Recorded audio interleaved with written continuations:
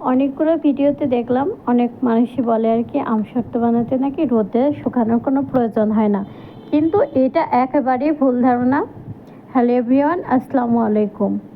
রোদে দিতে দিতে হবে আমটা শুকানোর জন্য 1 দিন বা 2 দিন, যত ঘন করে বা যত শুকায়ে জাল করি না কেন। তা আমি এখানে আমসত্ত্ব তৈরি করে দেখাবো আজকে আপনাদের। আমটা আমি সুন্দর করে সিলে পরিষ্কার করে ধুয়ে কষটা একদম বারবার করে ধুয়ে পরিষ্কার করে নিয়েছি, আর সামান্য পরিমাণে একটু পানি আর কিছুটা হলুদ গুঁড়ো দিয়ে আমি এখন সেদ্ধ করতে দেব। বেশ কয়েকবার নাড়াচাড়া করে দিচ্ছি, যেহেতু আটি দড়ানো আম না একটা একবারে মানে কচি আম, এই জন্য আর কি একটু সময় লাগছে। আর এভাবে আমি কেটে আটিটা বের করে দিয়েছি, আর আটি দড়ানো আম হলে আমি আটির সহায়তা দিয়ে পরে ওটা আমি জেলের মতো বের করে নিতে পারতাম। তো এভাবে আমি নাড়াচাড়া করে বারবার দেখছি কেমন হচ্ছে, তো দেখছি 2-1টা মতো ছিল। আর আমি সুন্দর করে একেবারে সব কিছু গলিয়ে পরিষ্কার করে ছাঁকনা দিয়ে সেঁকে নিয়েছি। এখানে আমি মূলত একটু সরিষার তেল দিলাম, আর তেলের উপরে আমি কোনো কিছু দিব না, সরাসরি আমি আমের গুঁড়োটা দিয়ে দিলাম। আর এবার গুঁড়োটা দেওয়ার পরে এখানে কিছুটা মরিচ গুঁড়ো, স্বাদ মতো লবণ, আর আমি তৈরি করে রেখেছিলাম হলুদ দিয়ে দিয়েছি। আর তৈরি করে রেখেছিলাম এখানে আমি চাট মশলা, জিরা, পাঁচফোড়ন, বিট লবণ, আর কিছুটা ধনিয়া, আর সামান্য পরিমাণ কিছুটা সরিষা, সব কিছু আমি ভেজে গুঁড়ো করে নিয়েছি। আর ওটা আমি দিয়ে নিয়েছি, আর মধ্যে হলুদও দিয়ে নিয়েছি। সব কিছু দিয়ে এবার নাড়াচাড়া করে নিয়ে এবার আমি চিনিটা দিয়ে নিব।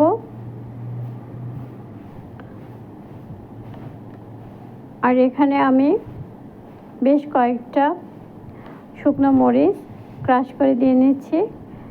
এবার কিছুক্ষণ পরে আমি তেঁতুলগুলো করে রেখে দিয়েছিলাম, তেঁতুলের মধ্যে একটু সামান্য পরিমাণ পানিতে ভিজিয়ে চটকে চটকে রস করে ঘনটো রেখে দিয়েছিলাম, সেটা আমি এর মাঝে দিয়ে দিলাম। আবার কিছুটা উপরে আমি ছিটিয়ে দিলাম আমার যে পাঁচফোড়ন দেওয়া আর ক্রাশ করা শুকনো মরিচ, আবার দিয়ে আবার নাড়তে হবে। এটা প্রচণ্ড পরিমাণ নাড়তেই হবে অনবরত, নয়তো তলায় লেগে যাবে, আত্মীতা ভাব হয়ে যাবে, একদম খেতে ভালো লাগবে না। তো এভাবে আমি বারবার করে একটু পরপর নাড়াচাড়া করে দিচ্ছি। আর চুলার জালটা কিন্তু এখন পরিমাণে একেবারে মানে লো করে দিতে হবে। দেখুন মানে কিভাবে মানে ঘন হয়ে গেছে। এভাবে আমি নাড়াচাড়া করব। 1 কড়াইয়ের মতো ছিল, কিন্তু দেখুন আমার হাফ কড়াইয়ের থেকেও অল্প পরিমাণ হয়ে গেছে। আর এই যেভাবে দেখে নিতে হবে, আমার হয়নি, আর কিছুক্ষণ আমাকে নাড়াচাড়া করতে হবে।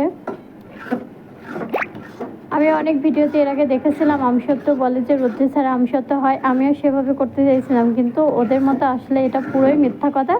আপনারা কেউ এটা করতে যাবেন না, তাহলে আমসত্ত্বটা নষ্ট হয়ে যাবে। এইভাবে আমি যে প্রসেসে দিচ্ছি এভাবে করে আপনার 1 দিন বা 2 দিন রোদে অবশ্যই দিতে হবে, নয়তো আপনার আমসত্ত্বটা নষ্ট হয়ে যাবে, একদম খেতে পারবেন না।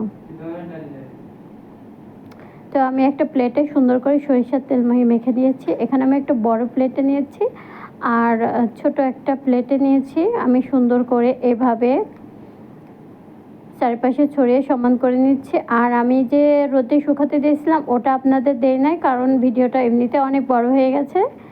তো আপনারা এটা কিছুটা ঠান্ডা করে নিয়ে আপনারা রোদে দিয়ে দিবেন।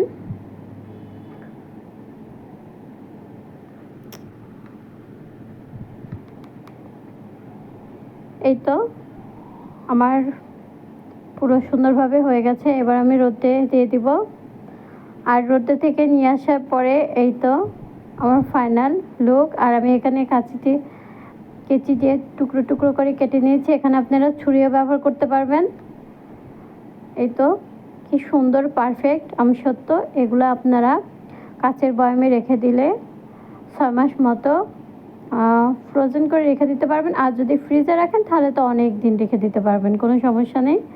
এ তো এভাবে আপনারা তৈরি করে খাবেন, দেখবেন টক মিষ্টি ঝাল ঝাল একটা মজাদার আমসত্ত্ব তৈরি হয়ে যাবে। ভালো থাকবেন, সুস্থ থাকবেন, আল্লাহ হাফিজ।